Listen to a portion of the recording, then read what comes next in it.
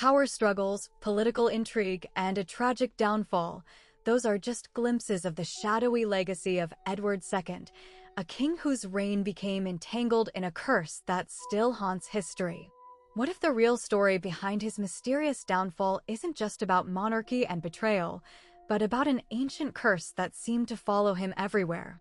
Stick around, because delving into this centuries-old legend might just reveal how darkness from the past continues to cast its long shadow over the present. The rise of King Edward II. Edward II's ascent to the throne was marked by a complex blend of familial ambition, political maneuvering, and strategic alliances.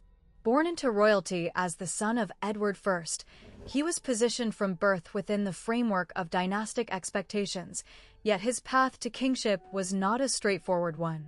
When his father's health declined and the inevitability of succession loomed, Edward's claim was sharpened by his status as the eldest surviving son, but this was paired with internal political tensions. His mother, Eleanor of Castile, and other noble factions played significant roles in shaping his early life, often aligning their support behind him to secure their own influence. One key element in Edward's rise involved navigating the shifting political landscape of the time. During his father's reign, the monarchy had been notably powerful, but that strength was not necessarily transferred smoothly upon succession. Edward's election as king was relatively straightforward, yet his ascent was not just a passive inheritance. It was bolstered through careful court diplomacy and the backing of influential barons. His marriage to Isabella of France further solidified his position. This alliance with France created important diplomatic ties, but it also introduced vulnerabilities by entangling English politics with broader Franco-Scottish conflicts that would influence his reign. Initially, Edward was recognized as a capable ruler, especially during the early years of his reign when he demonstrated a willingness to learn governance and foster diplomatic relations. His early association with favorites and his youthful enthusiasm contributed to a perception of a king who could be both approachable and energetic. Nonetheless, his rise was also marked by internal conflicts, especially with the nobility who were wary of the concentration of power. His relationships with influential courtiers, most notably Piers Gaveston, further complicated his ascent, as these favorites gained extraordinary influence over royal decisions and provoked resentment among other nobles. Thus, Edward's rise to power was not just about inheritance, but also about positioning himself within a web of personal relationships, political alliances, and competing interests that would shape his rule from the very beginning. Court intrigues and political struggles. Power struggles within Edward II's court often simmered beneath a veneer of royal authority, exposing a web of rival factions vying for influence. The king, although undeniably at the center, found himself surrounded by advisors, nobles, and courtiers whose loyalties shifted with changing fortunes and personal ambitions. His reliance on favorites like Piers Gaveston sparked immediate resistance from other magnates, setting the stage for persistent factions that believed their own status and policies were threatened. This rivalry wasn't merely personal, it was a battleground where political alliances were forged and broken over promises, marriage arrangements, and the allocation of land and titles. Key figures often maneuvered behind the scenes to sway decisions, leveraging their proximity to the king to secure privileges or, alternatively, to undermine their rivals. The earls and barons of the realm often used their private armies and resources to press their claims, creating a climate of mistrust and open confrontation at the court. The struggle for control extended into the appointment of key officials, with factions supporting different candidates for positions of power, each appointment serving as a pawn in larger strategic games. The rivalry between the king's favorites and the traditional nobility shaped many of these conflicts, often leading to open clashes during court sessions or in military campaigns. Motivated by the desire to influence royal policy, several court conflicts devolved into outright conspiracies.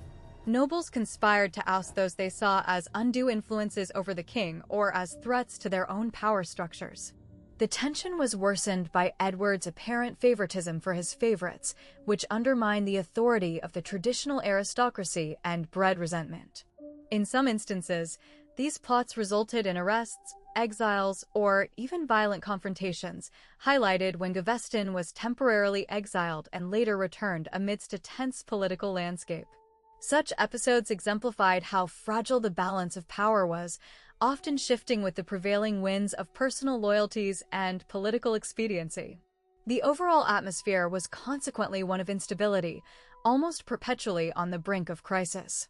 Court intrigues often escalated into broader power struggles that threatened the legitimacy of Edward's rule.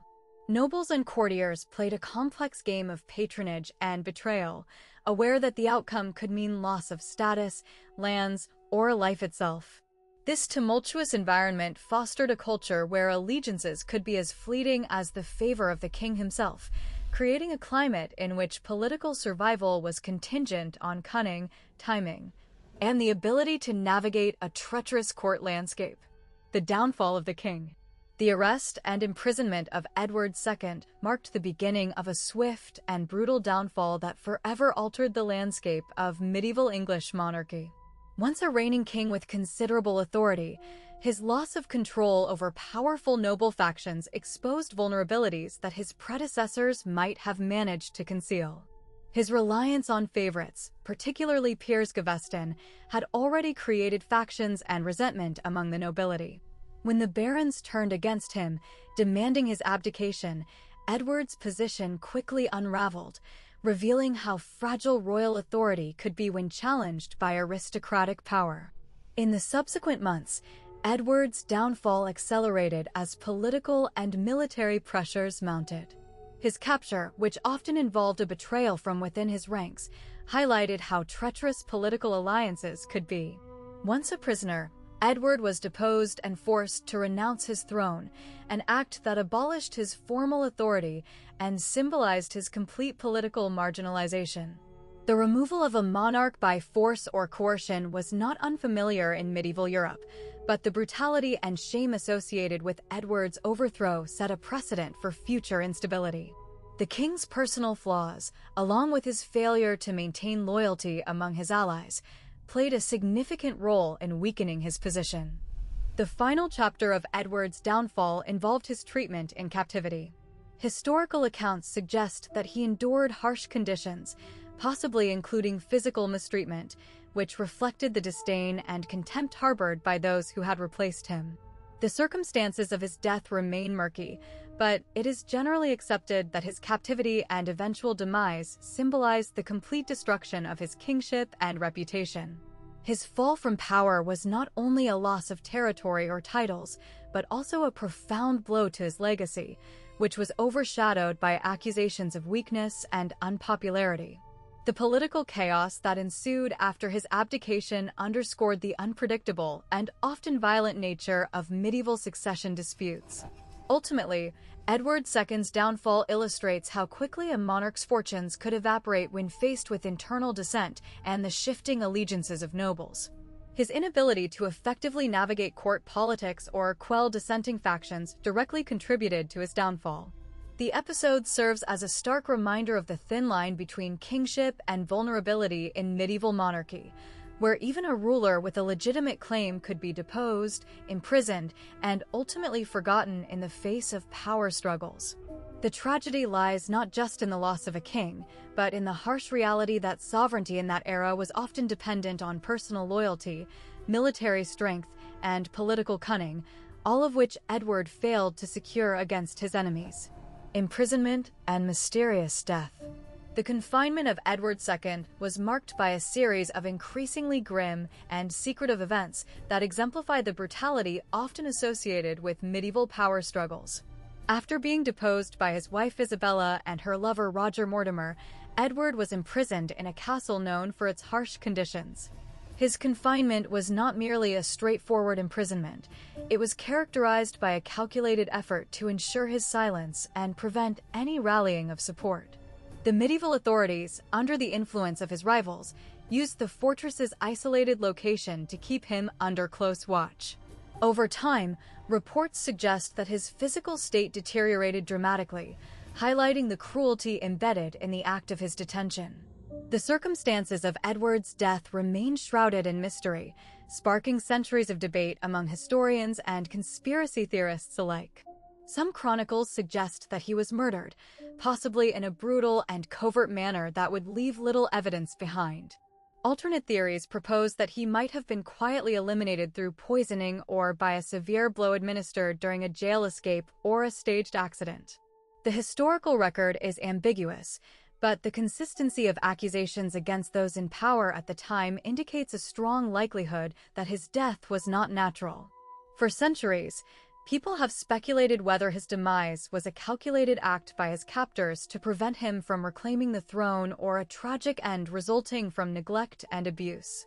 The details surrounding the exact manner of his death are murky, with some sources describing mysterious injuries found post-mortem suggestive of foul play. For example, certain accounts mention that his body was discovered with signs of trauma that could not be easily explained by natural causes. Theories also abound that Edward might have been secretly buried in an unmarked grave, which was common in cases where political killings were concealed from public view. This concealment helped eliminate any tangible evidence tying his death to a specific event, allowing rumors to flourish for centuries regarding the true nature of his demise. The lack of concrete remains or official records has only increased speculation, making his death one of the most debated episodes in medieval history.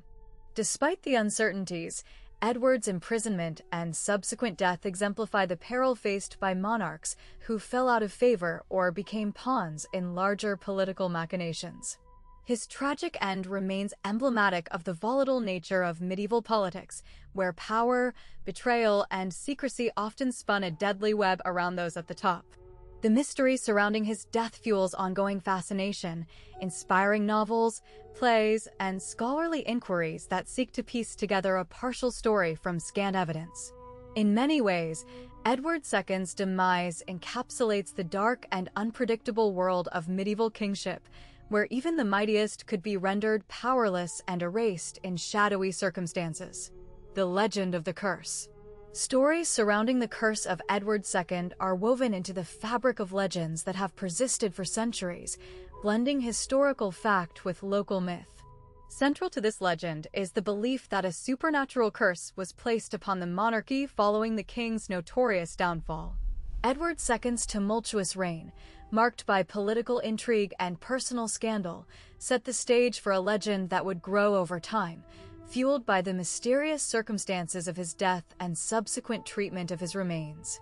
The tale suggests that divine or supernatural forces condemned his lineage, bringing misfortune to his descendants and haunting those connected to his tragic end. One of the most vivid elements of the curse involves the supposed desecration and misdeeds committed after Edward II's death. According to some accounts, his body was mutilated and his remains hidden, fueling suspicions that this act angered forces beyond human understanding.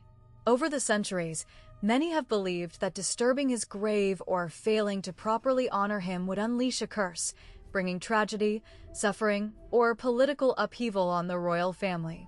This notion helped fuel the legend's persistence, as numerous royal crises are retrospectively linked to what is perceived as the consequences of ignoring or disrespecting Edward's memory. The legend also includes tales of mystical warnings, such as ominous occurrences before significant events affecting the monarchy. These stories often involve omens or supernatural signs that appear to foretell impending misfortune, believed to be emanating from the spectral or cursed remains of Edward himself. For example, some versions recount that cryptic messages or unexplained phenomena have appeared around sites linked to Edward II, reinforcing the idea that an ancient and powerful curse remains active. These stories are usually embellished over time, blending local folklore with the historical fabric to increase their mystique and impact. In contemporary times, the curse's legacy still influences popular culture and historical storytelling. It serves as a cautionary tale about hubris and disrespect for the dead, but also functions as a symbol of mystery and intrigue surrounding medieval royalty. Whether or not one believes in supernatural curses, the legend remains a powerful narrative that captures imagination, symbolizing the enduring human fascination with justice beyond the grave.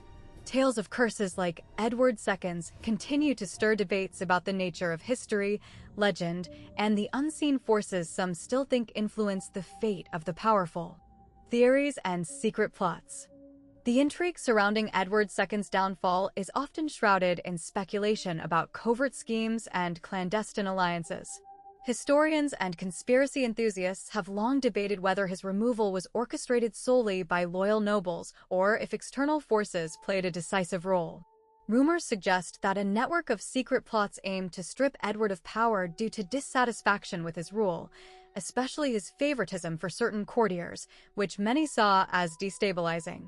Some theories imply that factions within the court mobilized behind the scenes, utilizing coded messages and hidden meetings to push their agenda, although concrete evidence remains elusive. One compelling theory points to the involvement of powerful baronial families who believed Edward's governance threatened their interests.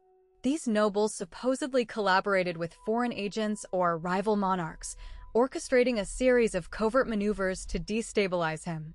There are speculations that certain courtiers had a vested interest in installing a different ruler, and that the infamous betrayal was facilitated through secret letters and clandestine alliances that kept their plans hidden from the king's inner circle. Such plots might have included sabotage, misinformation campaigns, or attempts to sway the king's advisors against him, with the ultimate goal of removing him from power without open rebellion.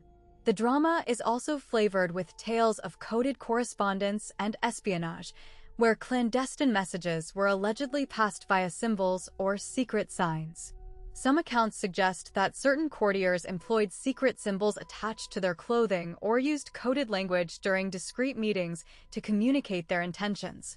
Historians point out that such secret communication methods were common in medieval courts, especially during times of political unrest, to evade detection by rivals. While many of these stories are based on rumor or suspicion, they contribute to the enduring mystique of conspiracy behind Edward II's downfall, fueling ideas that power struggles extended into shadowy realms beyond public scrutiny. In recent times, some scholars have contemplated whether external influences, such as foreign monarchs or even the papacy, played a subtle role in fomenting unrest. The hypothesis asserts that neighboring countries or rivals might have funded or supported dissident factions within Edward's court, seeing his instability as an opportunity to weaken England. Although no direct evidence confirms such international plots, the theory underscores the complexity of medieval political intrigue, where secret plots and unseen alliances often shaped major events. Ultimately, these theories emphasize that Edward II's fall was likely more than just a straightforward rebellion. Rather, it was the culmination of a web of secret plots intertwined with political, dynastic, and personal motives. Modern historical research. Recent studies into the life and downfall of Edward II have shifted how historians interpret the events surrounding his reign and downfall. New methodologies, such as forensic analysis of archaeological digs at sites associated with his captivity and death, have provided tangible evidence that challenges earlier narratives based solely on medieval chronicles. For example, recent excavations near Berkeley Castle, where Edward was imprisoned, revealed bone fragments and markings suggesting violence more severe than traditional accounts indicated, prompting reassessment of the supposed peaceful death by natural causes or suffocation. Scholars now emphasize the importance of interdisciplinary approaches, combining textual analysis with archaeology, art history, and even DNA evidence to piece together a more nuanced picture. This integration of sources has demonstrated that some available chronicles, which had long been accepted uncritically, may have been biased or influenced by political factions. For instance, the identification of allegorical imagery in contemporary illuminations has been reinterpreted, revealing hidden messages or propaganda intended to shape public perception of Edward's reign and demise. Such approaches allow for a more complex understanding of how narratives were constructed and manipulated in medieval England. Furthermore, modern research has increasingly scrutinized the role of gender, sexuality, and political power in the story of Edward II. Historians question traditional views that have largely portrayed him as a passive or ineffectual ruler. instead highlighting evidence that suggests his personal relationships and perceived vulnerabilities were exploited by his enemies to justify their actions. Recent scholarly work has explored how perceptions of masculinity and rulership shaped court politics, with some arguing that Edward's queerness was used as a political tool, either to marginalize him or to rally opposition. This reframes what was once a simple political case into a broader inquiry into identity and power dynamics. Finally, the use of digital humanities tools has revolutionized how researchers access and analyze sources related to Edward II. Online databases of medieval manuscripts allow for comparative analysis of texts, while 3D reconstructions of sites like Berkeley Castle provide new perspectives on captivity conditions and physical environments. This technological integration not only broadens access, but also enables more precise and comprehensive examinations, potentially uncovering overlooked details or offering new interpretations that challenge traditional narratives. Overall, modern historical research continuously deepens and complicates our understanding of Edward II's tragic story, moving beyond legendary tales to a more evidence-based and multifaceted history. Legacy of Edward II. The impact of Edward II's reign persists in both historical scholarship and popular perception, casting a shadow that influences how medieval monarchy and political upheaval are understood. His tumultuous reign, marked by internal strife and opposition, set precedents that echoed through subsequent centuries in debates about royal authority and the vulnerability of kingship. Historians often examine his downfall as a cautionary tale about the importance of effective leadership and the dangers of personal favoritism in governance. This legacy manifests in how later monarchs and commentators approached the idea of power, court factions, and the importance of personal control over political alliances. Literature and art have also carried Edward II's legacy forward, positioning his story as a tragic emblem of royal vulnerability and the dangers of deviance from traditional notions of masculinity and authority. For example, plays, poems, and operas have used his figure to explore themes of loyalty, betrayal, and personal identity, elements that continue to resonate with modern audiences. His association with homosexuality, whether accurately documented or exaggerated by later storytellers, added a layer of complexity to his legacy, contributing to ongoing discussions about sexuality, legitimacy, and the role of the monarch as a moral exemplar. This mix of fact and myth has kept his story alive and relevant, shaping how society perceives questions of monarchy and personal morality. The practical effects of Edward II's troubled reign can still be seen in the constitutional developments that followed. His downfall highlighted the limits of royal prerogative and the ability of nobles to influence or even overthrow a monarch, which subtly seeded ideas of collective power and the importance of noble support in governance. Consequently, his tenure became a touchstone in debates about the rights of aristocracy versus royal authority. His fall from power also prompted discussions about the risks associated with favoritism and unpopularity, lessons that echoed through later kingship theories and reforms aimed at balancing royal power with aristocratic influence.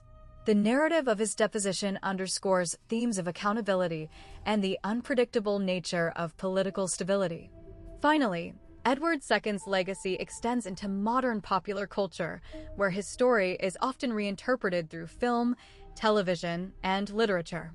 The dramatic aspects of his life, including his relationships, conflicts, and downfall, continue to inspire creative retellings. These portrayals often emphasize the tragedy and complexity of his character, inviting contemporary audiences to reflect on issues of identity, authority, and societal norms.